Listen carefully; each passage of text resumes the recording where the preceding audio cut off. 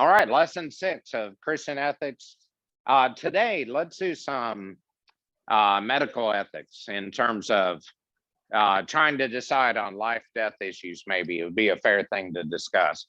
I'm not going to pick any of you to be an example of death or euthanasia because you're kind enough to attend. So you're off the hook. We may go out and find somebody, who knows.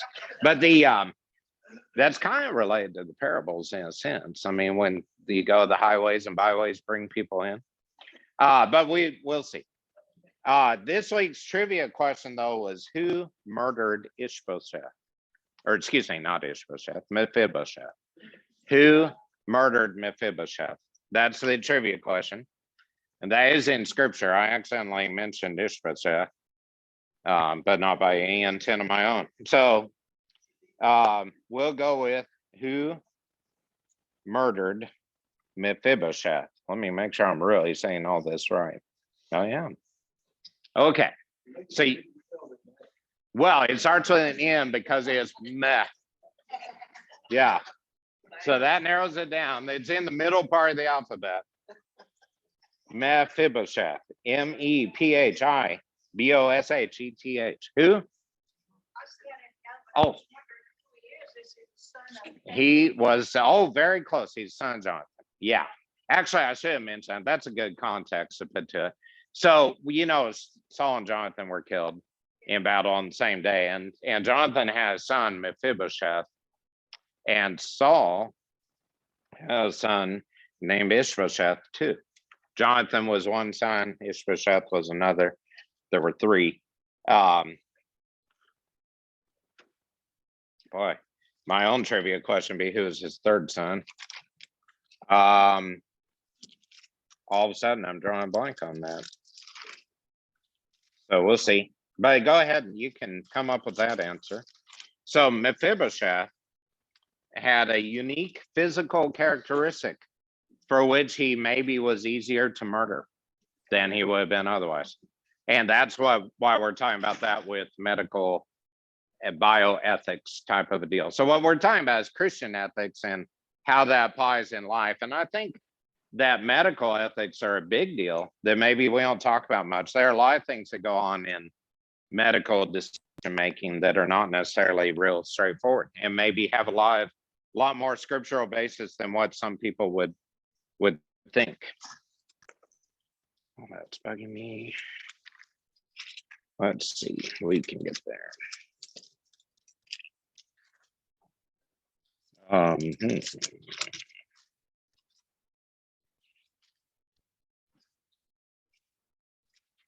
I'm getting ever closer. So I know the answer, by the way, on Mephibosheth. So go ahead and yeah.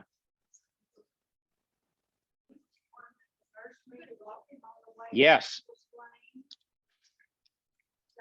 So yes, he was lame. His nursemaid dropped him and he was lame. So he was a young, crippled as a young boy. So maybe he was a little easier to murder. I don't think of things that way. It wouldn't cross my mind. But some of you may be thinking, how easily would it be to murder that person? You may be thinking that right now about me.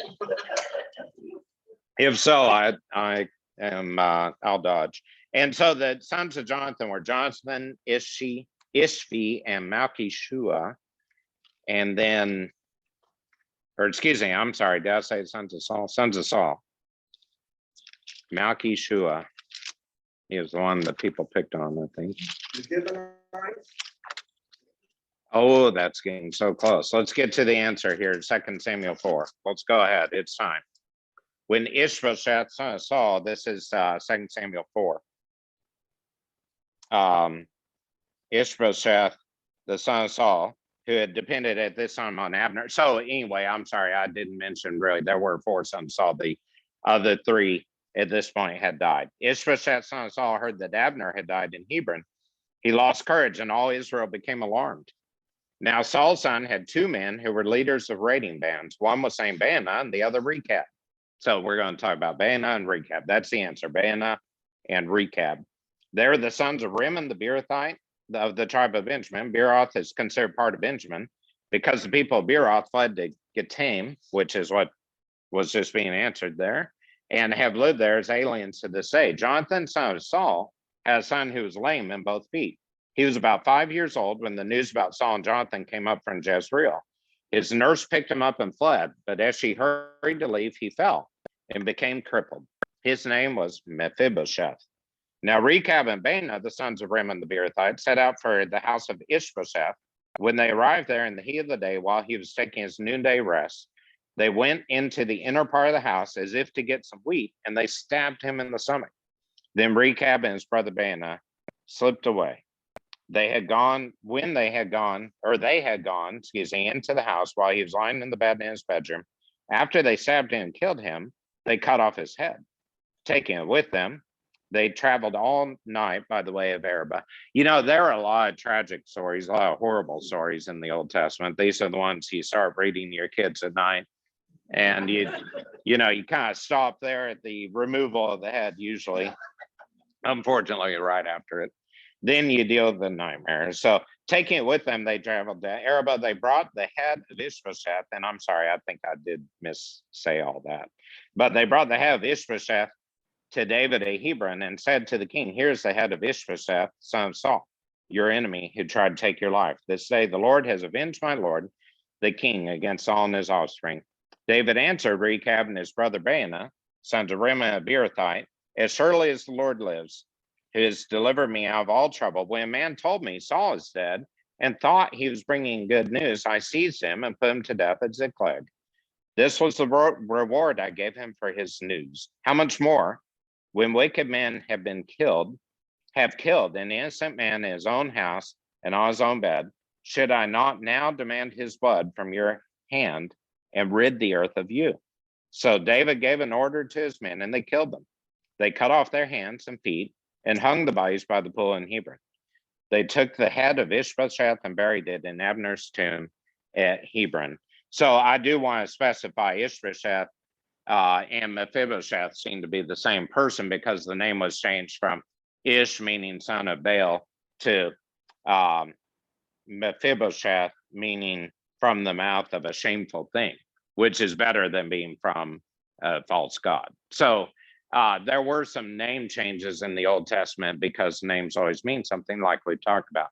But anyway, I wanted to mention this because in this society, there were three things I think that play a role here that are important to think about with that story. One is the heir to a king could always claim power with the throne. And so he was killed, not necessarily justly, but he was killed because he was an heir to the family of Saul, and David was about to become king.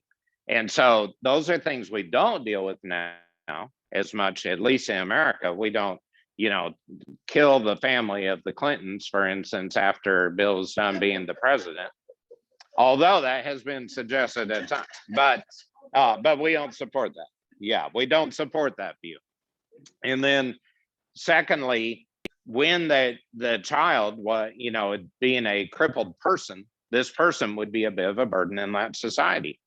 I think that, we are unfair about people in many societies until fairly recently who have some degree of a physical handicap, or we declare that they also have a mental handicap that goes with that, or we declare that somehow they're less worthy because they have a physical or a mental handicap.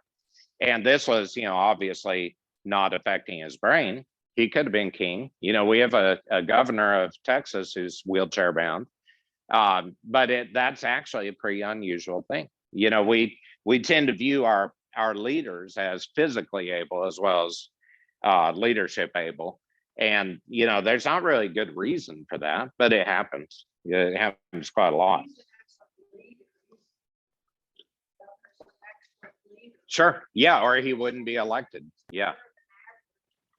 Yeah. I think. Oh, absolutely. And as we talked about with this ethics study, we absolutely should be in prayer for our leaders. And our leaders are in place for a reason. Absolutely. So, I think whether you like a certain leader, you are still scripturally compelled to pray for them. And in fact, I'd suggest that in that process, when Jesus said, pray for your enemies, fact, we should look at that here in just a second. We'll turn over to Luke 6 next. I appreciate you mentioning that, though. And then the third thing is, in this story, I think it would be, exactly as Rechab and Baanah thought, is that David would be happy to have the head of Mephibosheth or Ishbosheth delivered to him, because that took care of the last of the enemies of his that could lay claim to the throne. And, obviously he was very unhappy about that, as he was unhappy about the death of Saul, because despite killing a lot of people in a lot of different ways over time, militarily and for other reasons, David was very loyal to the house of Saul and to Jonathan. And, that's a fair example to us as well. But I think we'll talk a little bit in a minute about the ethics of what we do about significant physical, mental, emotional, even spiritual illness. So let's look real quick here at Luke 6:27. But I tell you who hear me, love your enemies, do good to those who hate you, bless those who curse you, pray for those who mistreat you. If someone strikes you on one cheek, turn to him the other also. If someone takes your cloak, do not stop him from taking your tunic. Give to everyone who asks you, and if anyone takes what belongs to you, do not demand it back. Do to others as you would have them do to you. If you love those that love you, what credit is that to you? Even sinners love those who love them. And if you do good to those who are good to you, what credit is that to you? Even sinners do that. And if you lend to those from whom you expect repayment, what credit is that to you? Even sinners lend to sinners, expecting to be repaid in full. But love your enemies, do good to them, lend to them without expecting to get anything back. Then your reward will be great, and you will be sons of the Most High, because he is kind to the ungrateful and wicked. Be merciful, just as your Father is merciful. So those are the words of Jesus about how we deal with people that we don't like, that we perceive. It is very hard, but I tell you, I have often found in my journey in life that if I pray for somebody I perceive as an enemy, they don't stay an enemy very long.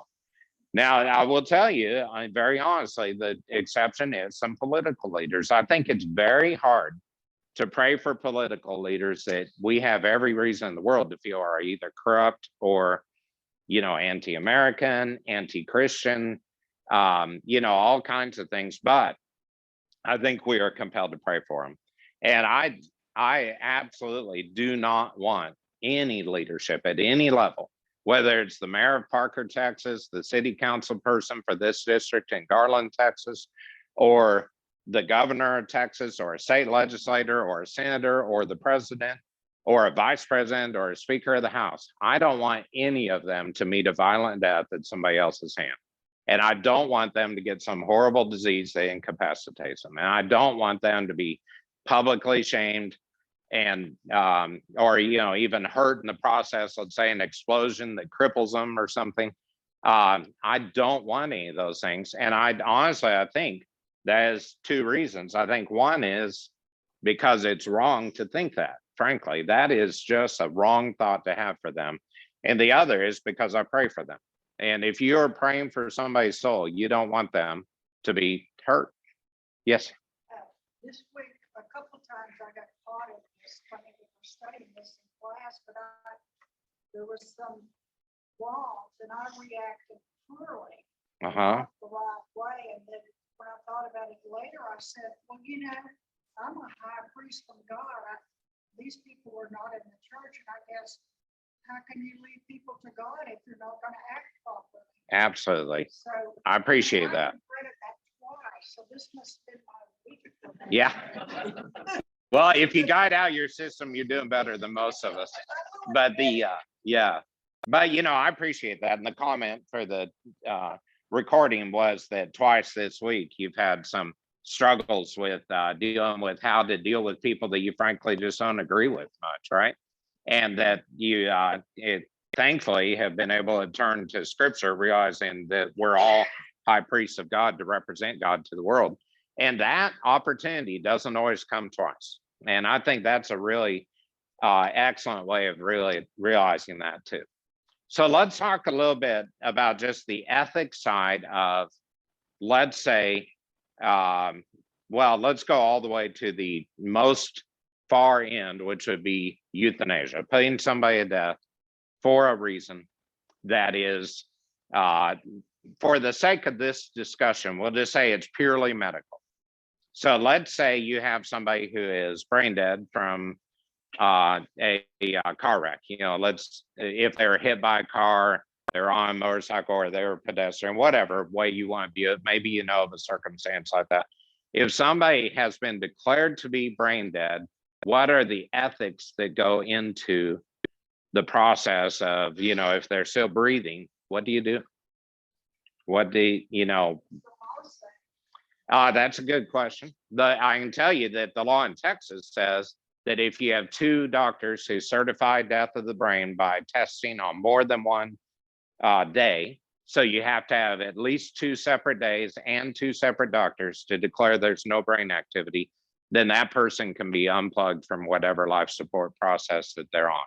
And that is to mention, and then I'd let you ask your question, but just to mention that one reason for that is for organ harvesting, because there are a lot of people through the course of time who end up with brain death and have viable body, and you know the family members feel best about donating organs, so they have to be declared unable to live by process of their own, whether it's their own breathing or their own brain activity, in order to have organs harvested, and then they are declared dead at the end of that. Yes? Well, I was going to say that the hospitals, some of the hospitals these days just leave it up to the family. Yes, except that the person must meet that definition. So it is left up to the family. And that was the comment, was that some hospitals leave it up to the family. If a family requests harvesting of organs or turning off of machines, or, you know, what we perceive to be a merciful death, that can come about, but that person must meet the definition of not viable for life. Yes, That's why living wills. they are.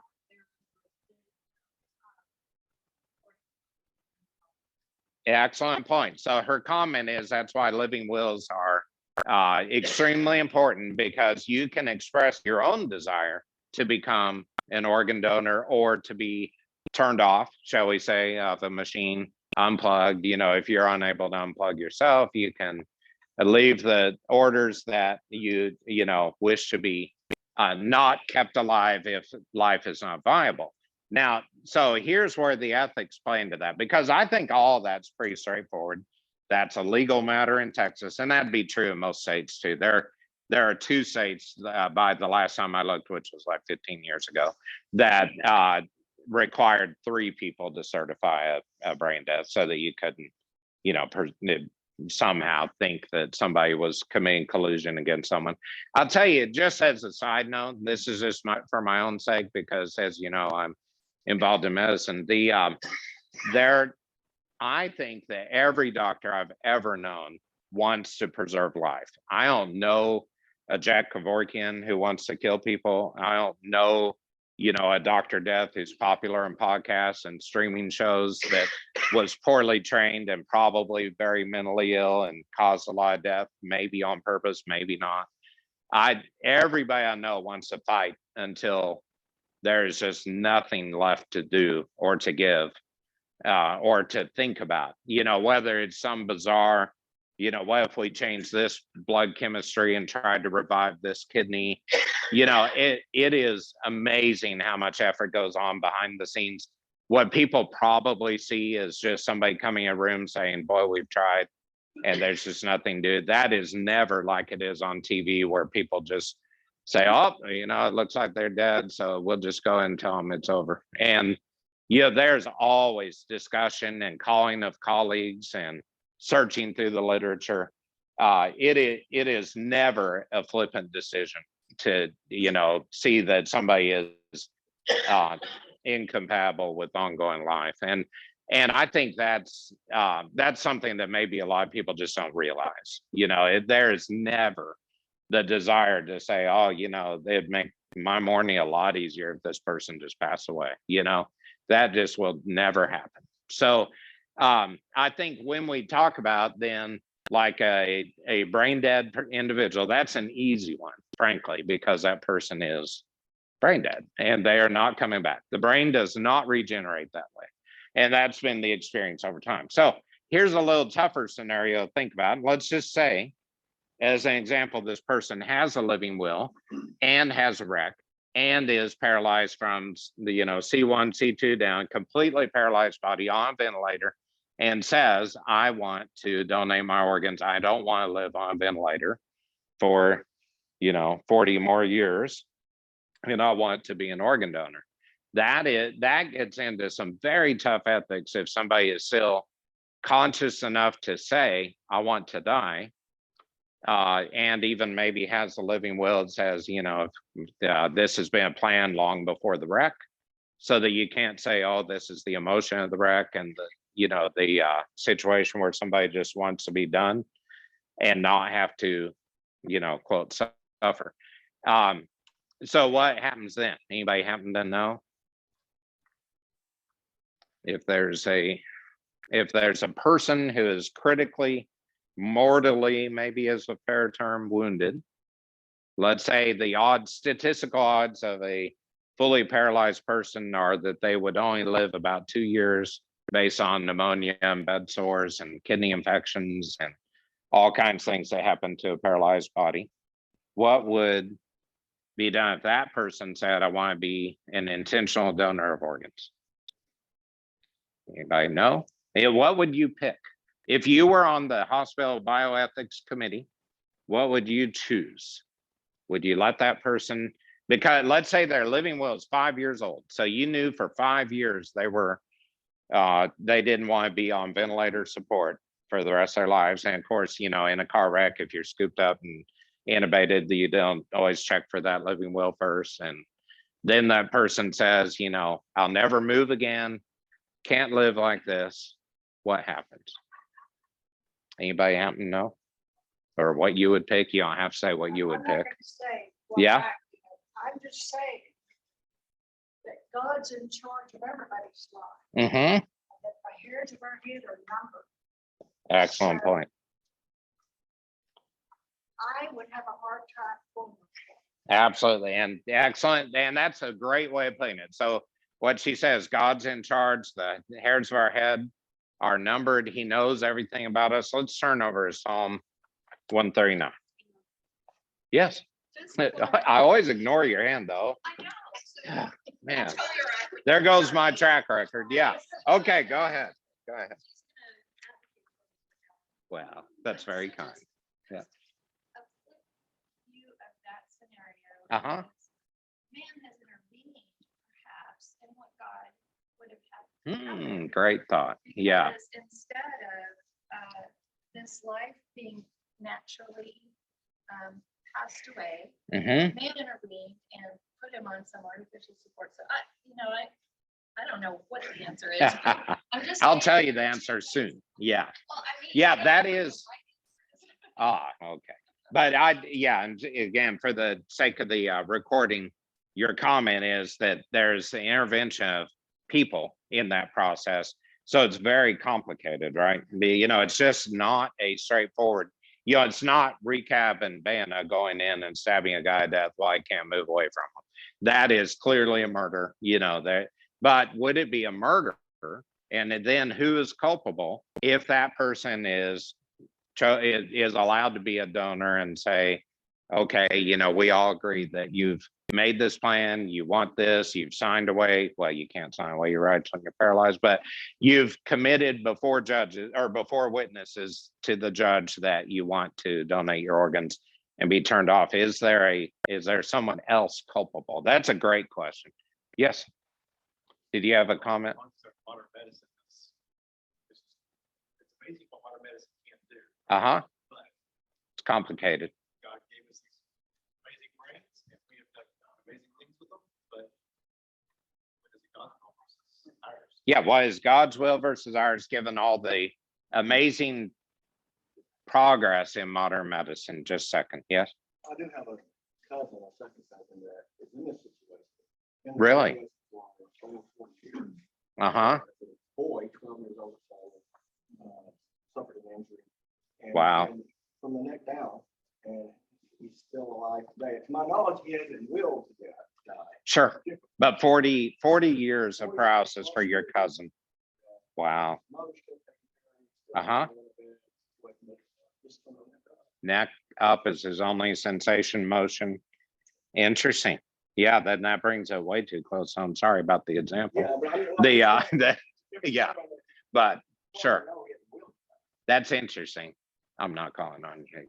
Yeah. So no, go ahead. Oh, okay. Now she says I should. Go ahead. So another, and wanted to talk about this after you finish the first scenario, but Mhm. I know someone who got cancer and she had always not wanted, she had seen people go through chemo and radiation. She Mhm. could not. It's very stand common. that. And she had said, if I ever did, that I don't want to die. So, and she didn't, she got cancer, she didn't get it, she passed away from cancer. You know, what about that? Great question. So the question is, what about somebody with a terminal illness like cancer who has always thought they wouldn't get treatment? And I'll tell you about that scenario in a minute too, because that is rather different, I think. But so she knows the individual who then didn't want any chemo, radiation, whatever, preservation surgery type of a deal with the cancer, and then developed a cancer and did pass away without treatment. So that's a different scenario we'll discuss in a minute. Go ahead. Well, I'm probably not the only person that deal with it. Like my father, he developed Alzheimer's, and basically for about 3 years, he was bedridden. Yeah. Anyway, and my dad, he signed a DNR way back in the Uh-huh. mid-80s. Yeah. Okay. And then he, my dad preached for nearly 50 years. He had the encyclopedic memory of scriptures and avid golfer, he was the type of person, lived a Mhm. really active, good lifestyle. But, I knew the condition he was in Mhm. was not how he was going to live. Sure. And basically what happened, he aspirated, developed, aspirated pneumonia. Yeah. Was bringing him to the hospital. And I ran him to the hospital, I took the DNR to show the doctor, Mhm. because,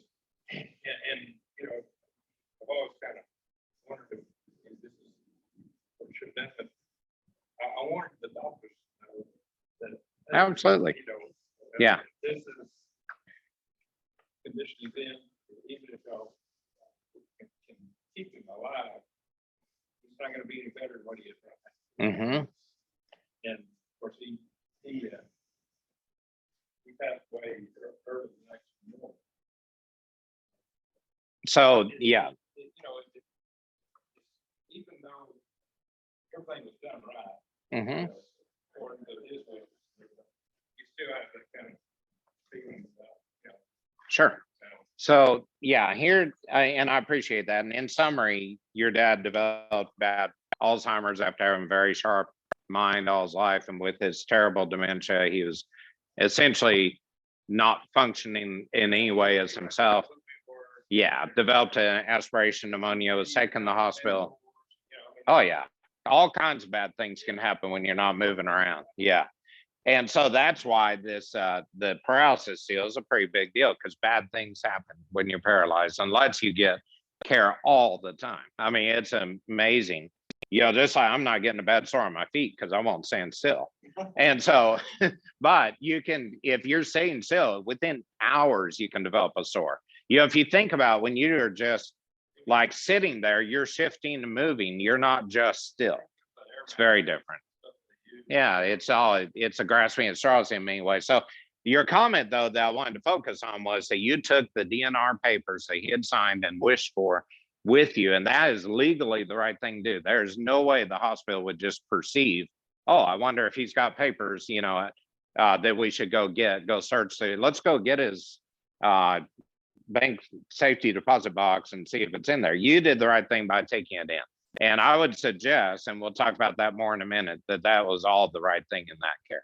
Real quick. Uh-huh. I read an interesting story of a lab survivor who's living in Ireland from polio. Oh, yeah. 70, Uh-huh. still alive, writing books, Yes. and they said he's the most optimistic personality. Yeah, I think I've read about the And, scenario what too. they put out, maybe 3 minutes at a time, very, very short. Yeah, I'd say that's less freedom than we feel. Right. But anyway, I just That's thought- interesting. So talking about the last person treated in iron lung with polio paralysis, which is really an incredible story. And he's written books and he's been mentally extremely viable. So that's what I wanted to mention, was there's a big difference between being brain dead and being brain alive. And frankly, it doesn't matter what happens with the body, I think. And that's what I'm going to focus on from a scriptural bioethical standpoint. So let's take Psalm 139. This one happened to be written by David. Remember, most of the Psalms are. This one is. There are other authors, but he wrote this one. Oh Lord, you have searched me and you know me. You know when I sit and when I rise. You perceive my thoughts from afar. You discern my going out, my lying down. You're familiar with all my ways. Before a word is on my tongue, you know it completely, O Lord. You hem me in, behind and before. You have laid your hand upon me. Such knowledge is too wonderful for me, too lofty for me to attain. Where can I go from your spirit? Where can I flee from your presence? If I go up to the heavens, you are there. If I make my bed in the depths, you are there. If I rise on the wings of the dawn, if I settle on the far side of the sea, even there your hand will guide me. If I say, surely the darkness will hide me and the light become night around me, even the darkness will not be dark to you. The night will shine like the day, for darkness is as light to you. For you created my inmost being. You knit me together in my mother's womb. I praise you because I am fearfully and wonderfully made. Excuse me, I'm about to sneeze or choke. I know that full well my frame was not hidden from you when I was made in the secret place. When I was woven together in the depths of the earth, your eyes saw my unformed body.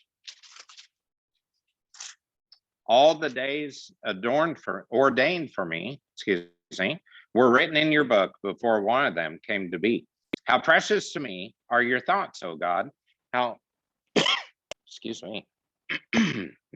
how vast is the sum of them.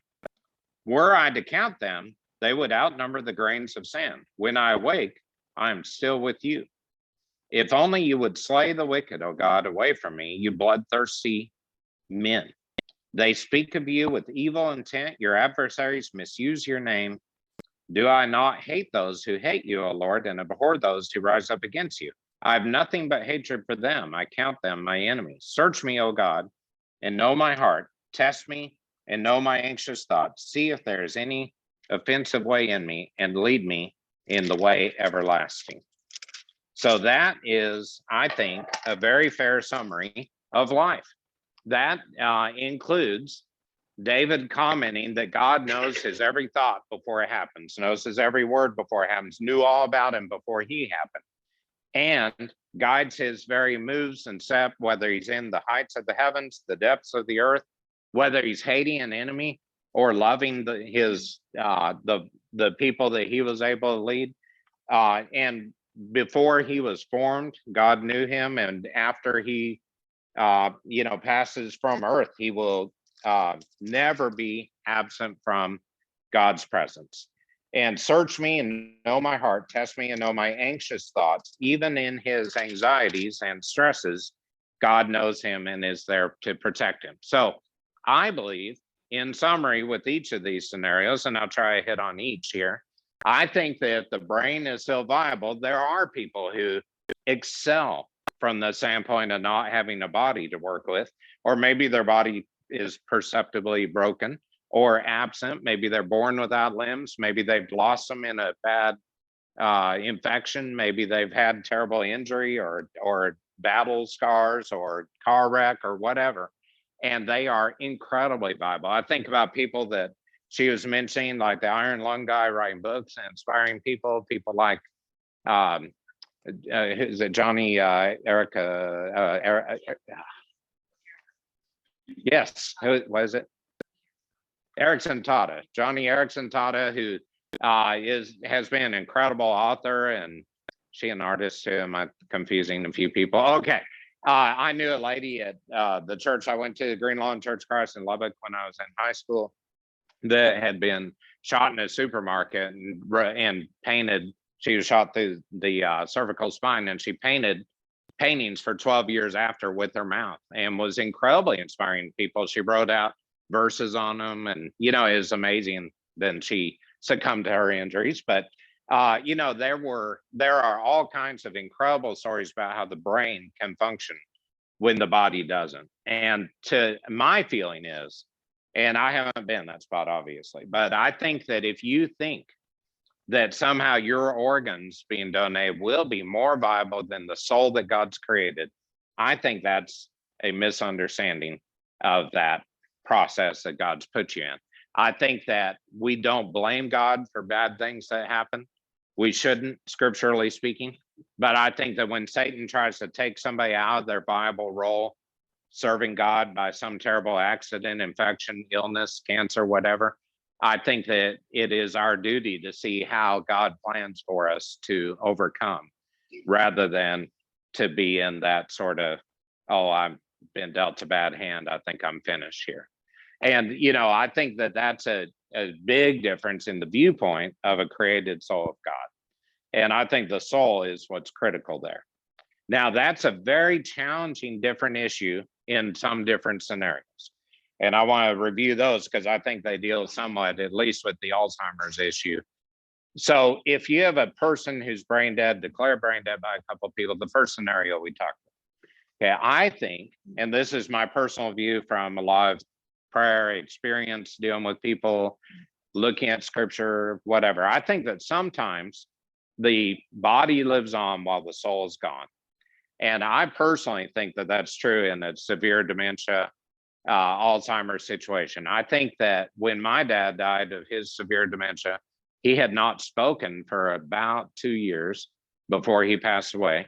When he did, he was confused. He, I obviously was not of the same mind he had. He was a retired Air Force colonel and a physicist. He was a capable person.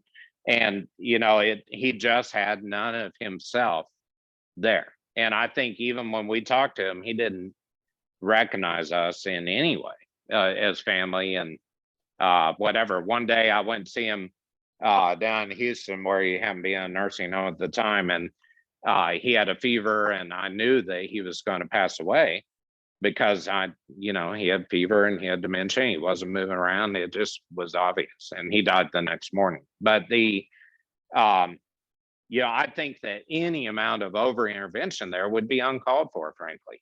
We could have hooked him up to an IV and maybe he would have lived one more day. Or we could have, maybe take him to a hospital, done x-rays, or he could stay in his nursing home bed and pass away. And I feel none of that was inappropriate, because I think it was the right thing for him here first. How do we decide at what point the angels came down and shut his eyes and took him home, or took him Sure. home? I mean, how can you decide that? Thankfully, I think and the question is, how can we decide when he's actually dead? Is that a fair way of putting it? Like when the soul's gone, the body lives? I don't know that we can. And that's because I think every individual situation is very individual. But I do think that when we look at the issues of God preserving the soul for certain purposes, I think that the soul is always associated with intentional thought. I don't think I can think of a scriptural example where there was not some degree of intentional thought, praise, determination, decision, or something when the soul is involved. And I do think the body can live on. We could make a body live 20 years after there's no brain function. And I don't think that that's that person. Yes. One thing I'm thinking about. My father would have been born. Oh, He excellent probably point. would have died in his 20s with appendicitis. Mhm. Or he would have died in the 50s with bladder cancer. So, I don't know, maybe it's something that I use to justify making you feel. I mean, but it is the fact that, modern medicine will extend our lives Yeah. a lot further than what Here. we naturally would live. Right. Yeah. So so his comment is that with modern medicine, we often live longer than we'd be expected to otherwise. I developed appendicitis when I was 35-ish, somewhere in there. So I lived through it. But I had my appendix whacked out and took antibiotics for a few days. And I've been fine. And it's interesting what a difference that would be versus if I were in 1830s rural Kansas out there in a farmhouse somewhere withering away with my abdominal pain and fever, I'd be dead. Appendicitis is 100% deadly unless you live through it. And that's what I've declared. So, but yes. Oh, yes. Do I need to look all the way over here? Yeah, go ahead. In my Bible, it says I have to pace and that there's a theme that goes this for 1 through 9. And the theme says, God is all seeing, all knowing, all powerful, and everywhere present. Mhm. God knows us. God is with us. And his greatest gift is allow us to know him. And I go down and to love us, to love me, and to love us. Mhm. Absolutely. So the theme of Psalm 139 there is God is omnipresent, omniscient, all knowing, all present, all loving, and always loves us. And he wrote the comment himself in there that God always loves us. Is that a fair summary? Yeah. So, and that's true. And that, I think the Psalm really does express to us what we have as a life path, I guess is a fair term. One thing about the Psalms I think is interesting to know too. Thank you. I appreciate my wife keeping track of who has comments. Yes, that's well, good. I'm glad that's working. Glad that's working out. I just want to quickly say that in Psalms, they're often because of the poetry, it's often an opening and closing statement. They're markedly similar. And then verses to express that process of, like, for instance, here, when he opens with, you've searched me and you know me. And then, he closes with, lead me, search me, verse 23, oh God, know my heart, test me. And then he talks about the process in the middle of being fearfully and wonderfully made, of being following after him, being in the depths or in the heavens, and God being with him, and all those things. And it's all about God knowing his soul. And I think the soul is the critical piece. Yes. Would you repeat or summarize what you said a while ago about the soul being in the? Yes, absolutely. About like in a severe dementia or brain death. Yeah. Let's just start over. I think that'd be just okay. So her comment was, would I repeat the statement about the brain?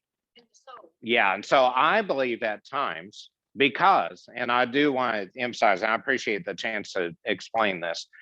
I think because God has given us a soul, that I find in scripture, the soul is always associated with intentional thought, choice, process. Ever since Adam and Eve were expelled from the garden and we've had choice as people, we have the opportunity to decide whether to follow God or not, and to have a decision process. That is the soul.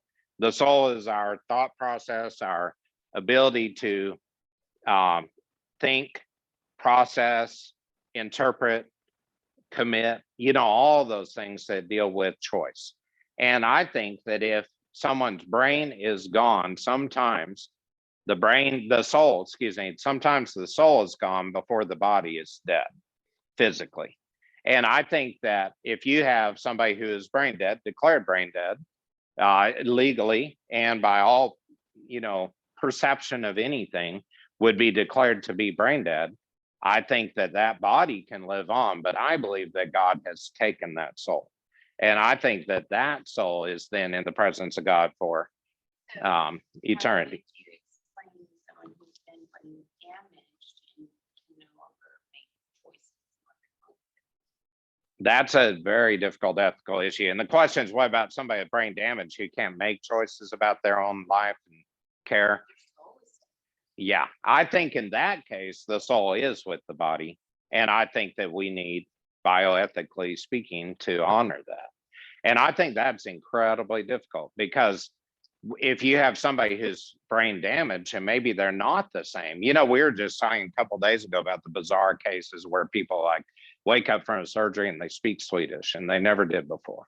Or, they have some other memory or different thought or different personality, or somebody has an injury and has a different personality. I'll tell you, I have a patient who actually overdosed on heroin a few years ago, and his brain was damaged by hypoxia or low oxygen, and he is not the same. I mean, I talked to him before that happened, and I've talked to him a lot since, and that guy is not that guy, but he's alive and he makes thoughts and he talks and he works, and he's actually very impaired, but he is a living soul, I believe. And I would never feel right about, saying, oh, you're not the same guy. We'll euthanize you. We don't do that. And I'm going next. Yes. Yeah, like a child. Absolutely. And Adult decisions. sure. And, some people are stuck at age 3 months. Some people are at age 12. Some people are at age 6. And it is a different, it's a hard thing because we would never seemingly choose that. And I think personally, it's a tragic issue that there's a decline, and many of you may have heard this or maybe not. There's a decline in the number of people living with Down syndrome because of abortion. There have been people that have done testing, see if they have a child who's likely to be a Down syndrome child, a chromosomal defect, and they've been aborted. And there's actually somewhere around a 40% lower number of people living with Down syndrome than was believed to be statistically expected. So, I find that sad because I always hear about people, and in my personal experience, people with Down syndrome have a sweet spirit that's it's almost like a chromosomal tendency to be a wonderful person. And yet they're not generally very viable to go out and drive and get a job and function in society. Which would you rather have? The sweet spirit that is loving and kind, or the ability to drive on LBJ? I mean, it's just, I think there's a challenge there where we have expectations that life should be the way we think life should be. And to those people who maybe have a brain injury or a severe, profound developmental disorder, pervasive defect in the brain development, I don't know, but what they have a wonderful universe inside that they just can't express to us very well. And I think that's why we don't view non-brain death the same as brain death. I think there's a viable soul somewhere that we just don't maybe understand. Yes. To go back to the question about the ethical decision about the person with cancer who chooses not. Yeah, that's a good question. We have just enough time. So the question is to go back to the person with the cancer who maybe ethically decides not to have that treatment. I would suggest that there are forms of life that we don't fully understand until we're in that spot ourselves. And I think that if you, for instance, let's say, I think about people like Sam Johnson, our US Senator, who was a prisoner of war for 12 years in a small box. And he survived that the innumerable beatings, starvation, disease, who knows what, and became an amazing, public servant in the U.S. House of Representatives for a long time. Died a couple of years ago at age 90, as far as I recall. And, I think about somebody that fought through that and had that will to live, survive, and then serve, that I don't understand. I think a lot of co-prisoners would give up and give in to a beating or an infection. There's some degree of wherewithal there that we don't fully understand. So if you then take that to, let's say, just a general illness, well, I shouldn't say general, a severe illness, like, an overwhelming cancer, let's say a stage 4 pancreatic cancer, because 96% of people die of stage 4 pancreatic cancer within the first 3 years. So there's a 4% survival rate to 3 years. There's a 2% survival rate to 5 years. Now, looking at that, it would be very simple, I think, to say, oh, if I'm advising somebody with the stage 4 cancer, it'd be easy to say, go get your affairs in order, spend some time with your family, enjoy the time you have left, and pass away peacefully when you can, or when you will, because with hospice care or whatever. I personally feel that it is fair to advise different treatments. We could say you could have a Whipple procedure done, try to preserve what you can of the body. I could also almost certainly say you won't survive that surgery, odds are, but you could try it. Oh, you're welcome. Thanks for the comments. And you could then look at chemotherapy and radiation and whatever other form of treatment. And you could look at the numbers and say the numbers are still 96% of people are dead by year 3. And I think it's fair from a medical standpoint and a Christian standpoint to present those views and allow someone to make that choice, because I don't think any degree of that is suicide or, intentional. That's not saying, oh, just come by the house and smother me with the pillow so that I'm done. That is not an intentional euthanasia or issue. And I think that's a fair thing to ponder and decide what your own determination calls for. Pancreatic cancer got my dad in 6 weeks. Yeah. And he was like, we're not gonna do anything, we're just gonna write it out. It took 6 weeks. Yeah, and I should say, because his comment is his dad died 6 weeks after his diagnosis, that 96% death rate at age by the 3rd year is something like 79% in the first 6 months. It is a really aggressive killer. And I'll tell you, I've seen cases where somebody had abdominal pain, had a CAT scan, and it was clear. And 2 weeks later, it was repeated because they still had pain, and there was metastatic cancer just everywhere. It's shockingly He did fast. look good at Christmas. Yeah. Christmas Eve, and got diagnosed between Christmas and New Year's. And he told my mom and my brothers, my older brothers, he knew what he had when he got diagnosed. Yeah. Got diagnosed between Christmas and New Year's and died January 28th. Wow. Goodness. Exactly. Yeah, that is shockingly fast. So he was diagnosed between Christmas, New Year's, and died by January 28th.